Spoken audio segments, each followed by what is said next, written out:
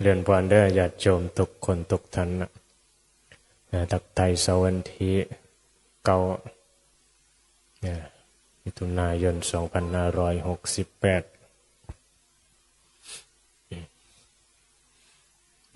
ภาวนาไปอยู่วัดในหูแนวทางนั่นแหละการฟังธรรมกับเตือนให้ปฏิบัติให้มันถูกต้องนั่นแหละบางคนก็บ่จะมาวัดย้อนว่าหนังบ่ได้เกี่ยวกับว่าหนังสมาธิบ่ได้แสดงว่าปฏิบัติบ่ได้เลยบ่จะมาวัดมีความคิดหลายคนหลายแบบไปวัดบ่ได้ข้าน้อยหนังบ่ได้คิดไปได้การปฏิบัติมันบ่ได้อยู่กันหนัง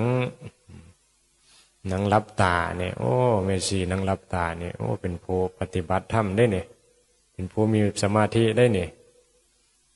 แม่นอยู่บ่เป็นการปฏิบัติธรรมอยู่บ่หนังลับตาหนังงึกงักโอ้เราภาวนาดีสมาธิคือการมีจิตตั้งมั่นยืนเดินนั่งนอนมีสติมันก็มีสมาธิได้แล้วกันนั่งบ่มีสมาธิมันก็งึกเนี่ยมันจะนั่งสมาธินั่นน่ะสิเป็นการปฏิบัติธรรมแนวใดมันบ่แม่นนั่นแหละความเห็นของชาวบ้านของโยมบ่ศึกษาธรรมก็คิดว่าการนั่งสมาธินี่แหละต้องข้ามกระดกกระเดกผู้ใดนิ่งได้หลายไปว่าผู้นั้นเนี่ยได้บุญหลายภาวนาเก่งเอาความนิ่งไม่ก็เบิ่งปักแมกแน่มันก็นิ่ง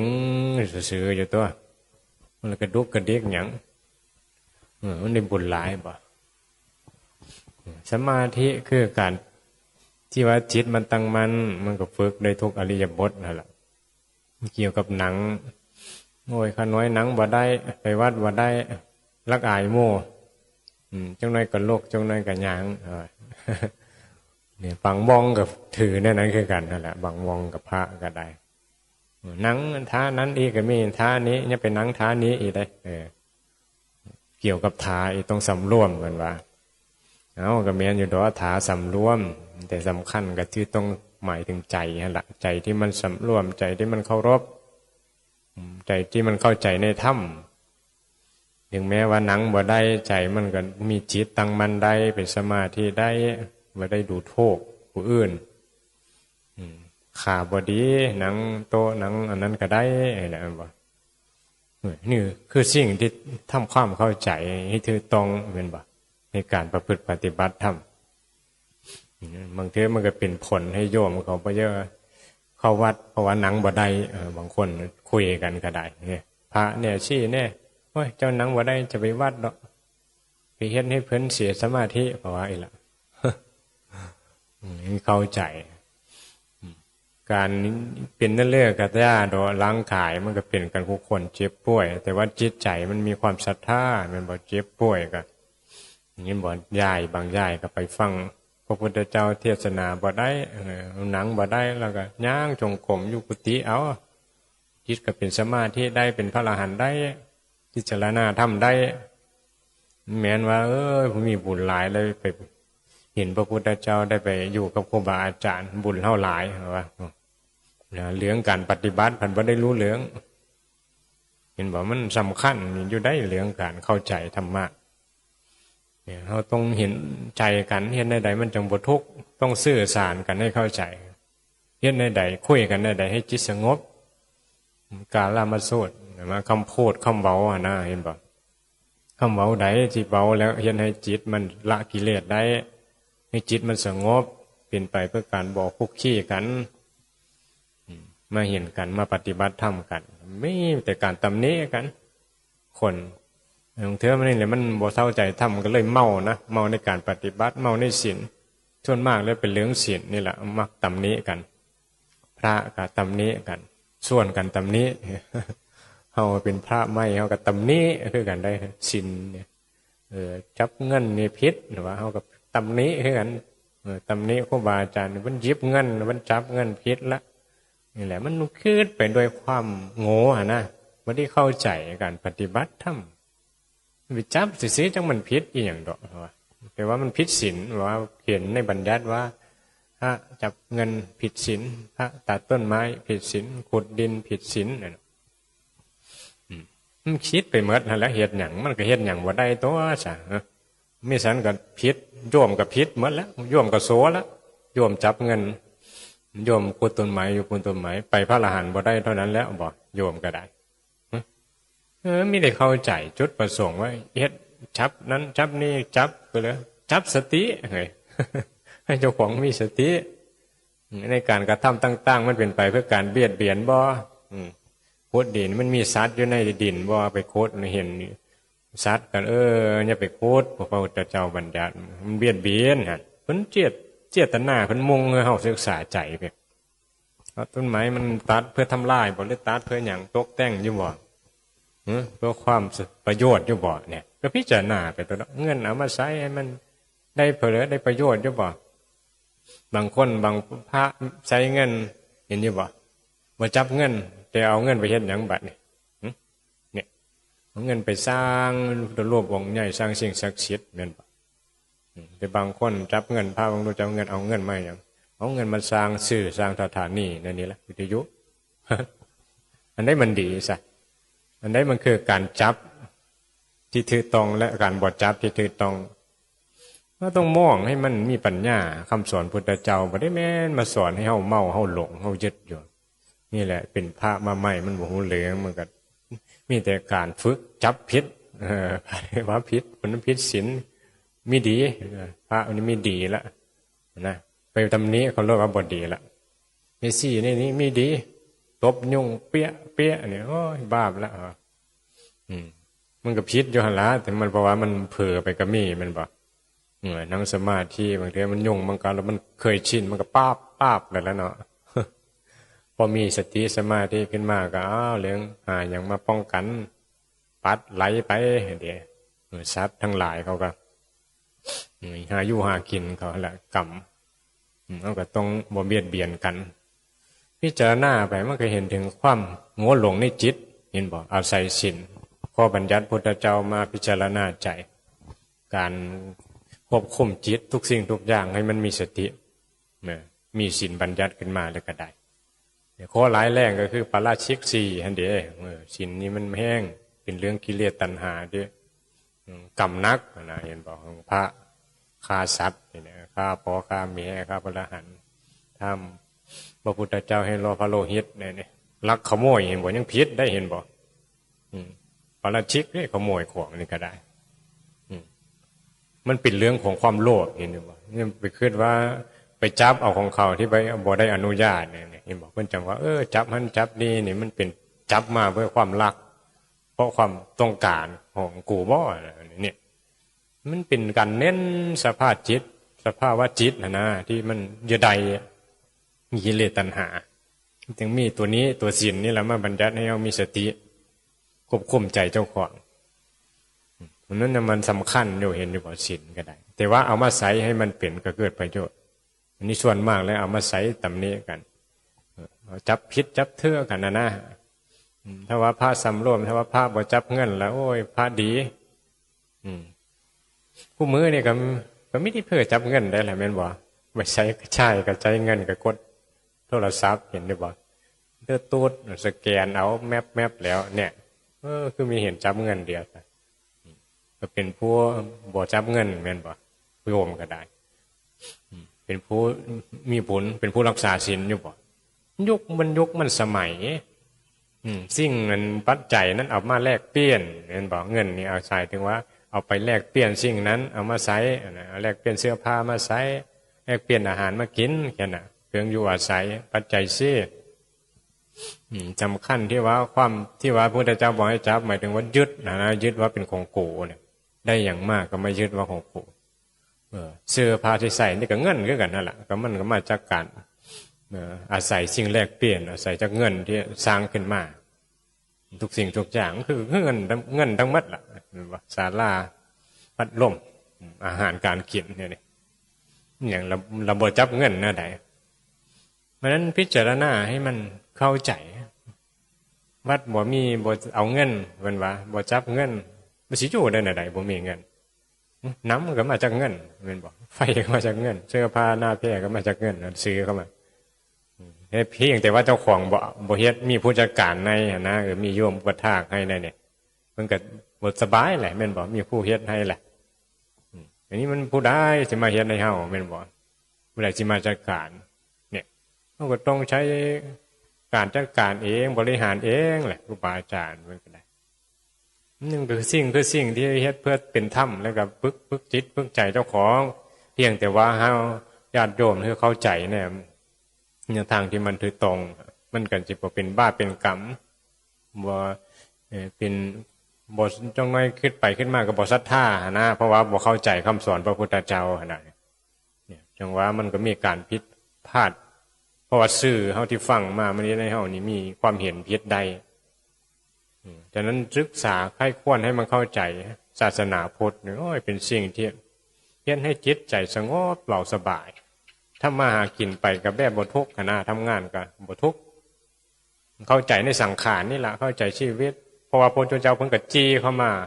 เป้าหมายก็คือการมาศึกษากายใจเจ้าของนี่ล่ะตัวตนนี่ล่ะที่มันทุกข์มันจะได้เงินมันก็ย้อนไม่จะได้ความสุขจะได้รูปเสียงกินรสมาเสพนั่นแหละนี่แหละเพิ่นก็ยังบ่เยอะจับต้องมาใคร่ควรพิจารณาว่าเหตุบ่ให้จับเพราะหยังคิดพิจารณาเงินมาไปใช้อย่างแน่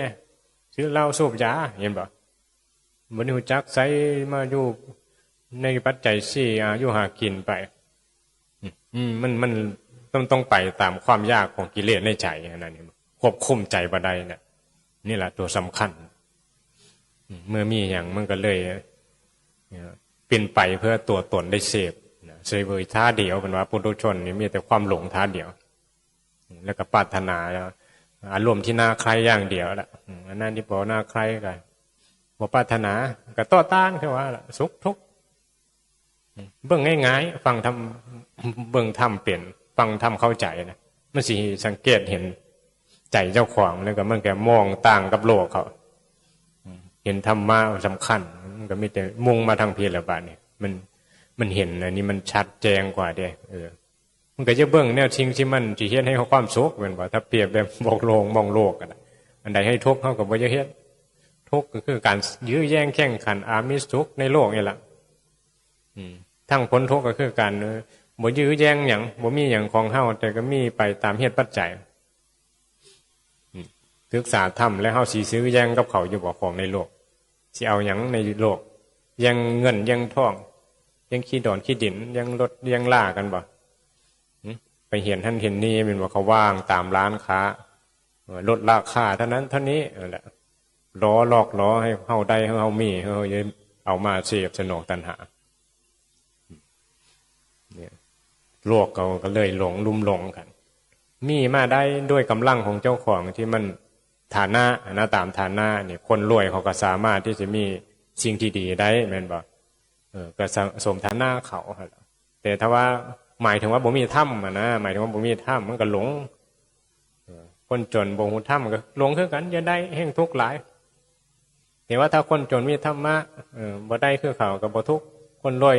มีธรรมะได้มากก็บ่ทุกข์คือว่าหั่นล่ะมึงจักแบ่งปันนี่ถ้ามีหลายก็จักซอยเหลือผู้ภาวนานี่หนูจักซอยเหลือได้เศรษฐีเห็นอยู่บ่เศรษฐีที่ภาวนาเขาแล้วฮู้จักผลขวายสงเคราะห์สมณะชีพสงเคราะห์คนยากคนจนองค์กรต่างๆที่เป็นประโยชน์โรงพยาบาลนั่นเนี่ยสร้างถนนหนทางเนี่ยคือครูบาอาจารย์เพิ่นเฮ็ดให้เบิ่งอยู่นะเห็นอยู่บ่หลวงปู่หลวงตามหาบัวเหมือนกันสร้างถนนหนทางมองได้ลำบากคนมีเงินนะคือบ่พากันเฮ็ดแน่แม่นบ่ มันมีแต่อิจฉาเดียวมีแต่สร้างให้เจ้าของคือว่าเห็นแก่ตัวคือว่าเห็นบ่เมื่อล่ะบ่เคยคิดพิจารณาถึงธรรมในใจของเพิ่นทั้งสอนให้ละว่างกิเลสตัณหาในใจทั้งสงเคราะห์ในเรื่องความเป็นอยู่อาหารการกินต่างๆซอยเหลือโลกเนาะก็บ่น้อมาพิจารณาคำว่ารู้ศีลกับรู้หาก็เยอะแยะในคนสิเข้าถึงธรรมนี่ยากคือว่าล่ะสัมมาทิฏฐิเกิดการกระทำก็เป็นไปในทางละภาวนาก็ละนี่บ่มีทรัพย์สมบัติทั้งกายทั้งใจมันก็มี มีกำลังมีบุญมาทั้งเหมือนล่ะเห็นบ่ซอยเพื่อได้ทุกคนทั้งเหมือนล่ะเห็นบ่หลังกายก็ซอยกันได้มองกันด้วยความเมตตาพระเจ้าว่าอย่ามามองกันด้วยขวางดวงตาก็ร่างกายมีกำลังก็ซอยเหลืออันใดมันมีประโยชน์เห็นบ่มันก็สร้างความดีให้ทั้งคมได้เหมือนล่ะถนนหนทางเป็นลมเป็นบ่อบางคนก็จอดเห็นบ่เอาขี้หินมาใส่ก็ถือว่าจิตใจเขาเป็นบุญมีอย่างขวางทางก็เอาอ้อบินทบาทไปบางเทื่ออย่างขวางทางแม่งแข้งไงท้องเฮายังซอยชีวิตเขาเฮายังเอาอ้อหนทางบางคนขี่รถกายเฉยเห็นบ่ชีวิตเขามีแต่มกมนอยู่กับการใดการหนึ่งมันต่างกันกับจิตใจของพระเพิ่น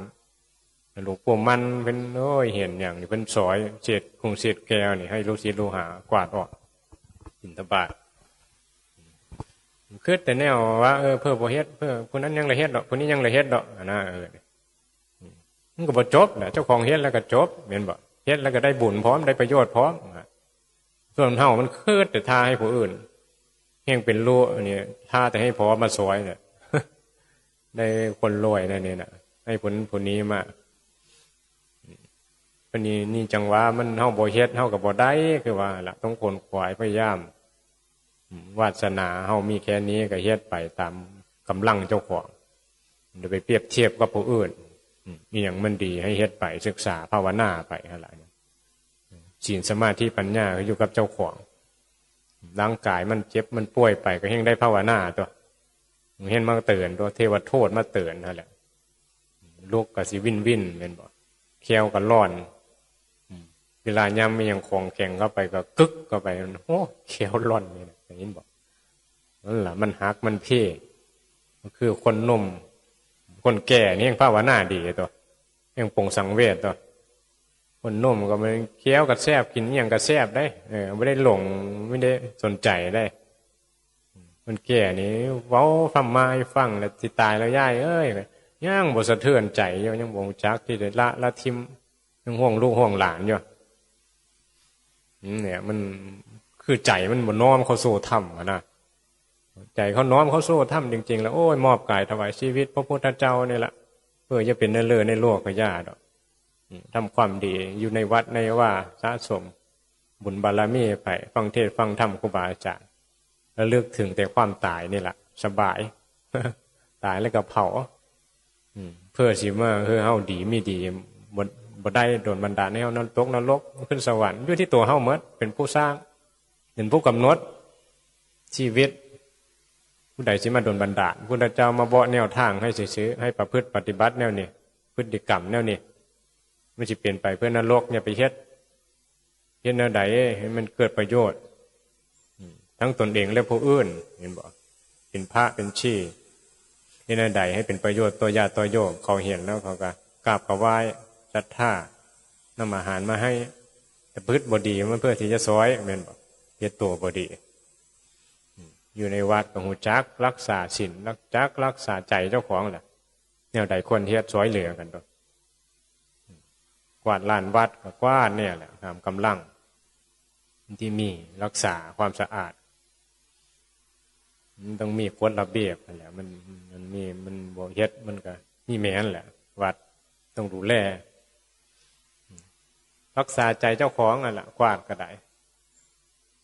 มันเป็นสิ่งที่ต้องเฮ็ดบริบทสังคมมันอยู่ในสังคมเห็นบ่มันก็ต้องมีข้อ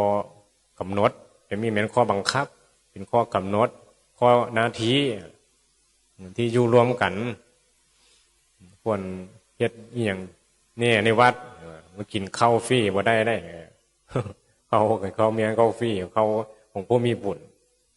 กินพระเจ้าว่ากินเข้าไปบ่เฮ็ดบุญบ่ภาวนาเนี่ยปานก็กืนก้อนท่านแดงๆเข้าไปนั่นแหละใส่เข้าวัดอยู่เขาก็ต้องสวยอย่างในวัดเนี่ยเนาะพระบางทีเห็นบอกคนโบสถ์มันก็ยังต้องภาวนาต้องมีบุญตอบแทนนี่เฮายังมีเป็นโยมเป็นอะไรนี้แบบมีคนขวายสร้างประโยชน์มันก็มีแม่นแหละเพิ่นไปมีบ่ก็มีเฮ็ดใครควรเบิ่งศึกษาเบิ่งธรรมะคำเทศน์คำสอนครูบาอาจารย์กฎแห่งกรรมต่างๆมันมีผลจริงแล้ว นั่นแหละมันต้องเรียนรู้ไม่ได้ยะดอกภาวนานะยะนี่มันกิเลสตัณหาไม่ได้มุ่งให้ตัวแต่เจ้าของนั่นแหละไม่ได้คอยเยอะให้ประโยชน์ผู้อื่นดอกเยอะสร้างประโยชน์ให้ผู้อื่นดอกนี่อย่างดีๆแล้วฮะหามาเสียแต่ตัวเจ้าของเฮามุ่งประโยชน์แต่ผู้อื่นมันมีความสุขได้นี่บอกครูบาอาจารย์นี่ให้รู้ศิลรู้หาพ้นทุกข์อยู่ให้อยู่ดีสบายพุทธิอย่างมีห้องนอนห้องน้ำบ่อย่างมันพอสร้างได้เฮ็ดได้ก็เฮ็ดไปคือเฮาพาเฮ็ดสมเสี่ยมไปมันมีหรูมีหลาคือเขากันมันก็พออยู่ได้เห็นบ่สำหรับภาวนาคนภาวนาไม่สิต้องการหยังพระกรรมฐานแค่ลบฝนลบแดดได้เห็นบ่มีอาหารกินแค่นั้นแหละมียารักษาโรคเนี่ยแห่งสุขสบายก็แห่งบ่จะภาวนาคือว่ายังจะไปหาวัดที่สะดวกสบายมีไวไฟคือว่าแหละว่าพระคุมือนี่ก็ได้บวชมาก็หาเลือวัดใดมันหลายวัดก็ได้คือว่าแหละเนี่ยมีในมุงมาเพื่อการศึกษาธรรมะให้มันถูกต้องอยู่ดีได้นั้นเราก็เน้นจิตใจตัวเองนี่แหละเพื่อมาเพื่อไปก็ไปสนใจตัวไผ่ตัวมันอยู่แล้วโลกนี้ไปยึดมั่นถือมั่นกันดอกให้ตั้งใจภาวนาฟังเทศฟังธรรมครูบาอาจารย์ฟังได้อยู่ใส่ก็ฟังได้แล้วคุมือนี้เมนบอกพอเทศก็ฟังได้ตลอดก็ถ่ายทอดสดด้วยพูดเช้าพูดแรกฟังอยู่คุณฟังอยู่นี่ก็คือกันเลยถ้าใจมันน้อมไปมันก็ได้ปฏิบัติเข้าใจปฏิบัติดังนั้นครูบาอาจารย์ก็อยู่กับเฮาตลอดนั่นแหละสะดวกสบายแล้วคุมือนี้นะคือแต่กี้ต้องดิ้นรนไปเอาก็เฮ็ดตามเพิ่นแนวทางปฏิบัติแนวใดเนี่ยฟังเข้าไปก็เฮ็ดเอาละบัดเนี่ย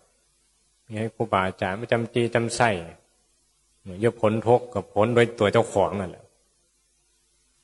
ยกไปนรกก็ไปด้วยตัวเจ้าของนั่นแหละบ่เฮ็ดบ่ปฏิบัติกันก็แล้วแต่เด็กตัวไผตัวมันตัวไผตัวมันได้กำไปกำมันแล้วบ่เหี่ยวทางให้แล้วบ่เฮ็ดเนี่ยพิจารณาเบิ่งเอาธรรมะฟังซำนี้ล่ะสาธุ